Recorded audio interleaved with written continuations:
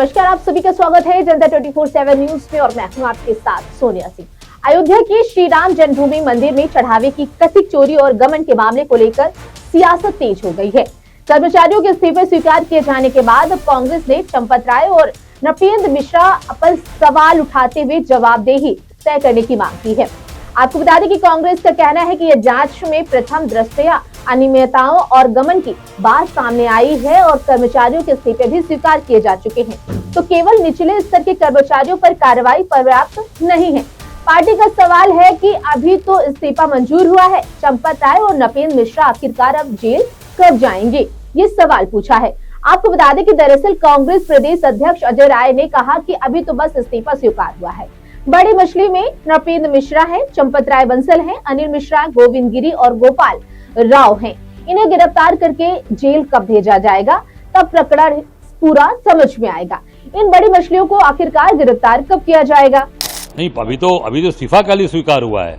बड़ी मछली में नृपेंद्र मिश्रा हैं, बड़ी मछली में चंपत राय बंसल हैं, अनिल मिश्रा हैं, गोविंद गिरी हैं, गोपाल राव हैं। इनको गिरफ्तार करके जेल भेजा जाए तब प्रकरण समझ में आएगा ना। और वो इनको तत्काल भेजा, क्योंकि इनके रहते भगवान के दरबार में इतनी जबरदस्त तरीके से वहाँ पर चोरी हुई है, चढ़ावा की चोरी हुई है, जमीन की चोरी, कंस्ट्रक्शन में चोरी हुई है। ऐसे लोगों पर कार्रवाई होनी। ये चोर चोर मौसेरे भाई वाली बैठक है, चोर चोर मौसेरे भाई वाली बैठक है, क्योंकि वही लोग हैं जो उसमें शामिल रहे हैं।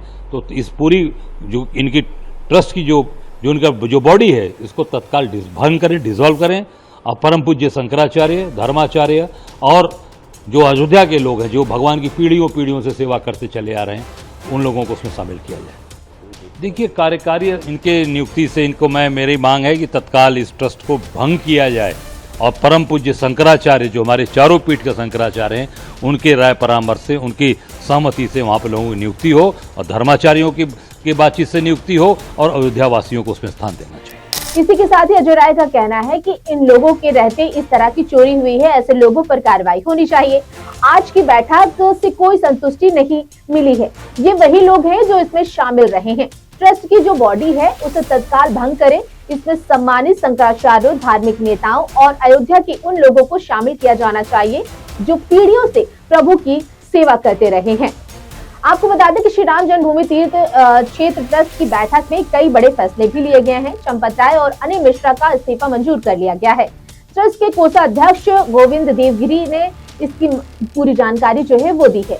गोविंद गिरी ने बताया कि एसआईटी की जांच रिपोर्ट 22 जुलाई तक सामने आएगी, ऐसी उम्मीद उन्होंने जताई है। ट्रस्ट ने यह भी साफ किया है कि राम मंदिर को दान में मिले सभी गहने पूरी तरह सुरक्षित है। यदि किसी श्रद्धालु को अपने दान को लेकर कोई संदेह है तो वो सीधे ट्रस्ट से संपर्क कर सकता है। राम मंदिर ट्रस्ट का कहना है कि हर शिकायत का जवाब दिया जाएगा और पूरी पारदर्शिता बरती जा रही है। इस वीडियो में सुनिए कि आखिरकार ट्रस्ट के कोषाध्यक्ष गोविंद देवगिरी क्या कुछ कह रहे हैं। इन सब को हम आज आपके सामने यहाँ पर रख करके दिखाने वाले हैं और उसके साथ साथ ये भी बतलाना चाहते हैं कि इस प्रकार की 2800 वस्तुओं का रजिस्टर हम लोगों के पास उपलब्ध है और वे सारी वस्तुएं सुरक्षित हैं। ये 5 तो जिनकी चर्चा चली है वो आपको नमूने के लिए रूप में दिखाने के लिए हम लाए हैं, अभी आपको दिखाएंगे। लेकिन इन सब बातों को दृष्टिगत रखते हुए हम अब आगे जो काम करने वाले हैं वो काम इस प्रकार का होगा कि कहीं पर भी किसी को 1% भी कहीं दोष निकालने की क्षमता न रहे। इतना शुद्ध काम करके दिखाने के लिए हमारा यह न्यास अब कटिबद्ध है और इसके लिए कुछ विशेष अधिकारियों की नियुक्ति करने हेतु भी हम लोगों ने एक छोटी समिति गठित की है और उस प्रकार से इस काम को आगे बढ़ाते रहेंगे। फिर 22 तारीख को हम मिल रहे हैं, उस तक हम लोगों का और भी एक महत्वपूर्ण पड़ाव पूरा हुआ होगा। हम समझते हैं कि तब तक एसआईटी की फाइनल रिपोर्ट हमारे सामने आ जाएगी, तो उन सब का विचार करने के लिए और कुछ न्यासियों की नियुक्ति करने के लिए फिर 22 तारीख को हम लोग मिल रहे हैं और उसके समय भी आप लोगों के साथ और मिलकर के बात करेंगे। एक बात हम निश्चित रूप से बतलाना चाहते हैं कि चोरी तो चोरी है और उसमें उसका उसकी जो तलाश करनी है वह एसआईटी कर रही है, शासन का वह काम है।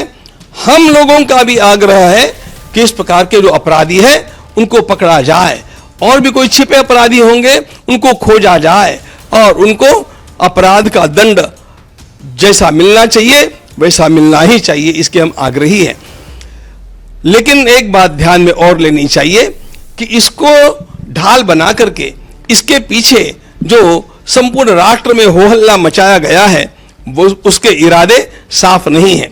राम भक्ति के नाम को लेकर के वो लोग आज हम लोगों को पाठ पढ़ाने का प्रयास कर रहे हैं, जिन लोगों ने कार सेवकों के ऊपर गोलियां चलाई, जिन लोगों ने स्वयं ये उच्चतम न्यायालय में लिख करके दिया कि राम हुए ही नहीं थे, राम सेतु बना ही नहीं है, इस प्रकार का सब कुछ राम भक्ति के विरोध में कार्य करने वाले लोगों के अंदर जो राम भक्ति का झूठा ज्वार दिखावे के लिए जगा हुआ है वह साधारण नहीं असाधारण है, और वह असाधारण कुछ अन्य हेतुओं से है। और इसका मुख्य हेतु पूरे हिंदू समाज को यह ध्यान में लेना चाहिए, इसका मुख्य हेतु हम लोगों को बांटना है, राम भक्ति को दरार निर्माण करना है। तो सुना आपने, जैसे कि आपको बता दें कि पूरे मामले में सीसीटीवी फुटेज और जांच के आधार पर जो एजेंसियां आगे की प्रक्रिया में जुटी हैं उसकी सब पर जो भरोसे की आंख है वो लगी हुई है। अब आपको बताते हैं कि आखिरकार ट्रस्ट की ओर से क्या कुछ कहा गया है। ट्रस्ट की ओर से पहले स्पष्ट किया गया कि मामले को गंभीरता से लिया गया है और जो भी कर्मचारी दोषी पाए जाएंगे उनके खिलाफ सख्त कार्रवाई की जाएगी। ट्रस्ट का कहना है कि आंतरिक जांच के आधार पर आवश्यक प्रशासनिक कदम उठाए जा रहे हैं। हालांकि ट्रस्ट की ओर से चंपत राय या नपेंद्र मिश्रा के खिलाफ लगाए गए कांग्रेस के आरोपों पर कोई आधिकारिक प्रक्रिया सामने नहीं आई है। सियासत लगातार तेज होती जा रही है। राम मंदिर चढ़ावा चोरी विवाद को लेकर उत्तर प्रदेश की राजनीति गर्मा गई है।